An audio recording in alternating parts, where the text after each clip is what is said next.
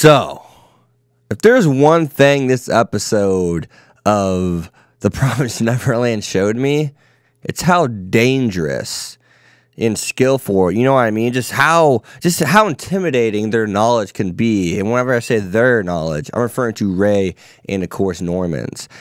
Sister Kronos was intimidated by the top scorers she heard of. So we saw Emma actually did get captured, of course. It still, took Sister Crone, quite a hard time to capture her, even though she was carrying 2 little kids. Think about that. If she's not carrying those kids, man, just think about it. Just think about it. Was she even caught her? I mean, she didn't even catch Norman and Ray. So I would assume she wouldn't catch Emma. But that's impressive stuff, man. Really impressive stuff. Really glad to see what they showcase. This show was doing a great job of not making any errors. As in terms of writing, if you want to be an English teacher, whatever you want to be, you want to be a historian, a writer historian, this show hasn't had really any flaws, if any, at all so far in this presentation. Now, we'll eventually have some, probably. I don't think that it would go a whole who knows how many chapters without any. That'd be ridiculous. But wow, really fundamentally sound right now, covering all its bases, so far as the story has presented itself. Because the show has not attacked us in the mentality of, these are our characters. These are why they're here. These are the developments I'm foreshadowing you to take place. They're saying, here's our story. Here's how we're going to present our plot. This is how we're going to present our main narrative. Here are the characters. Here are their characteristics. Yes, they've given us characterization on Norma, Emma, and Ray, but not in the sense of, this is why they are who they are. They've just given us some features of them, and that's damn cool, man. And we get to see those features getting showcased by the show, showing us how they're training the kids, each kid individually, even though they're doing it in a very sneaky way, which is really freaking cool. I really enjoyed that. And that was good shit. Like, that was really, this show is exceptionally well written, is the best way I can put it. So there's a lot of notes here I need to cover. So one thing, let's just start from the beginning. We get to the good juicy stuff that happened to like the middle to 3/4 of the way through the show or the end, I guess, in a second. But looking at the show so far, guys, I do got to say that whenever I see that there are other humans out there, we see Sister Crone, we see that there's multiple farms, we see that Sister Mama, we shouldn't even say Sister's Mama, she is the best farmer out there, right? That's what we find out from Sister Crone. And to see those things, it just makes you wonder even more. I love how this show may give you an answer, but then they'll also say, well, here's the bigger picture. And they'll be very vague about it. And they'll say, now here's another question. Ask anybody, I've said this in videos before, ask anyone in the world. Ask any writer in the world, you know what I mean? English teacher, whatever. What makes a good story? When they make you ask a question. That's it doesn't matter if you're writing an informative speech, persuasive speech. Everyone's going to check out if you don't make them ask a question. That's the question that we've been asking, that the show's made us ask multiple times. It's made us ask a question of a question.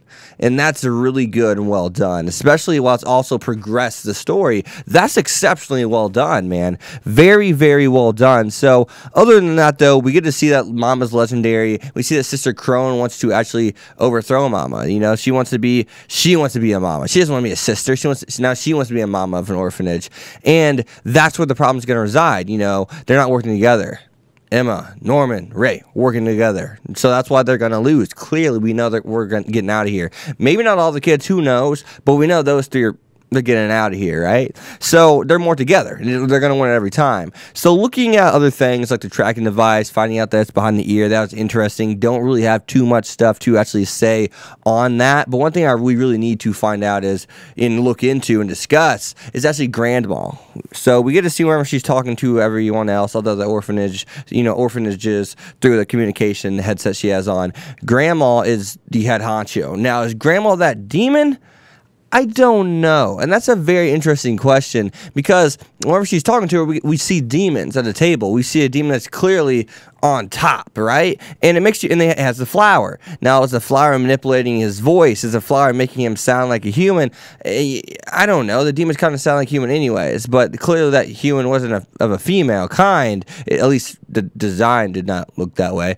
But Nonetheless, and I guess I can't really say that, but still, it looks as if they're holding a flower up to their face. And we saw the flower growing out of Connie whenever she died. So we really do need to try to kind of decipher what that means, evaluate that. What does that even mean? So when I look at that, it makes me wonder, I mean, why was there a flower growing out of Connie, though?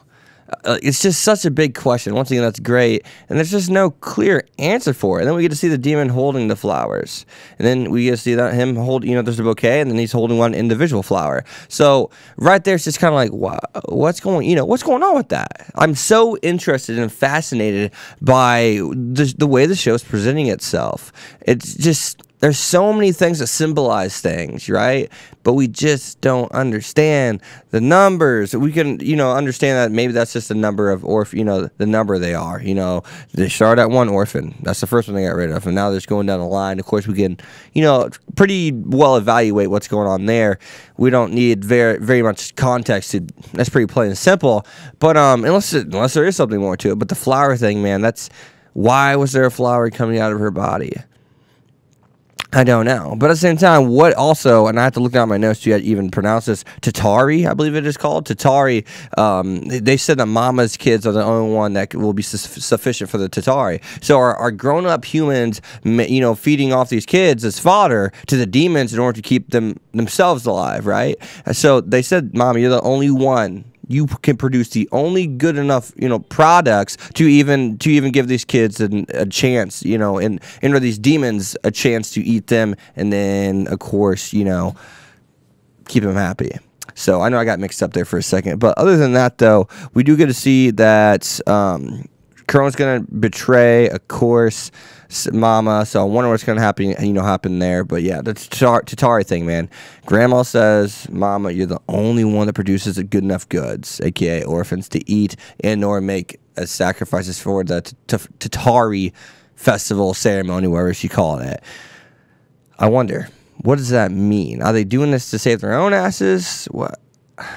Where did the kids come from? That was also another thing in this episode. Where did they come from? So, I don't know. As always, guys, you guys have been Hex. Be sure to like, comment, subscribe. Follow me to X25. I'll see you guys next time. Peace.